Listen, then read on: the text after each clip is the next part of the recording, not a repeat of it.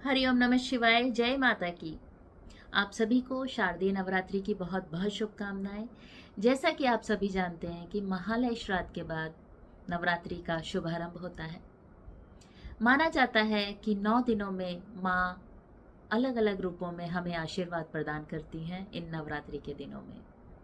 वैसे तो हम देखते हैं कि माँ की जो सवारी है वो सिंह यानी कि शेर है, लेकिन जब माँ धरती पर आती हैं तो दिन के हिसाब से कि कौन से वार कौन से दिन वो पृथ्वी पर आ रही हैं, उनका वाहन तय होता है। तो इस बार माँ संडे यानी कि रविवार के दिन पृथ्वी पर आ रही हैं और उनका वाहन है हाथी यानी एलिफेंट।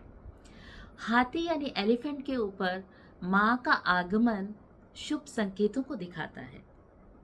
हाथी एक शाही सवारी कहा जाता है। हाथी एक स्टेबिलिटी का प्रतीक है, प्रगति का प्रतीक है, हमारे बिजनेस में ग्रोथ का प्रतीक है। इसके साथ साथ काफ़ी और भी जीवन में सुख और लग्जरीज देने का प्रतीक है। इन 9 दिनों में माँ की अलग अलग रूपों की जब हम साधना आराधना करते हैं तब फिर माँ का प्रस्थान होता है 9 दिनों के बाद, और उस दिन भी दिन के हिसाब से उनका वाहन तय होता है। तो इस बार माँ मंगलवार के दिन पृथ्वी लोक से प्रस्थान करेंगी और उनका वाहन है मुर्गा यानी रूस्टर। मुर्गे पर माँ की सवारी को शुभ संकेत नहीं माना जाता है। ऐसा माना जाता है कि अगर माँ मुर्गे के ऊपर प्रस्थान करती हैं तो कहीं ना कहीं आने वाले समय में प्राकृतिक आपदाएं जैसे भूकंप आदि के संकट आ सकते हैं, और इसके साथ साथ जीवन में बहुत से उतार चढ़ाव और हेल्थ रिलेटेड इश्यूज भी आ सकते हैं। तो इन सभी समस्याओं को हम कैसे दूर करें?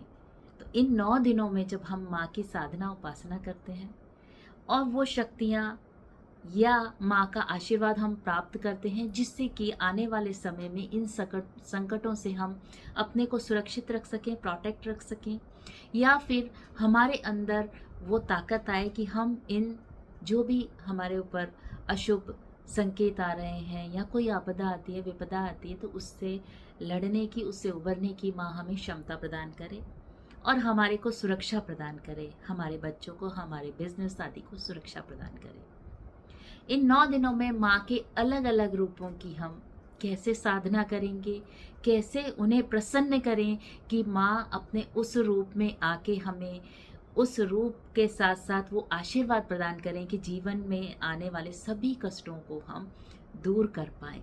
तो आप हमारे साथ जुड़े रहिए। इन 9 दिनों में हम आपके साथ अलग अलग माता के स्वरूप की साधना, उपासना, आराधना का एक उपाय ज़रूर शेयर करेंगे। आप उसे करें, अपने जीवन में उतारें और माँ के आशीर्वाद को प्राप्त करें। हरि ओम नमः शिवाय।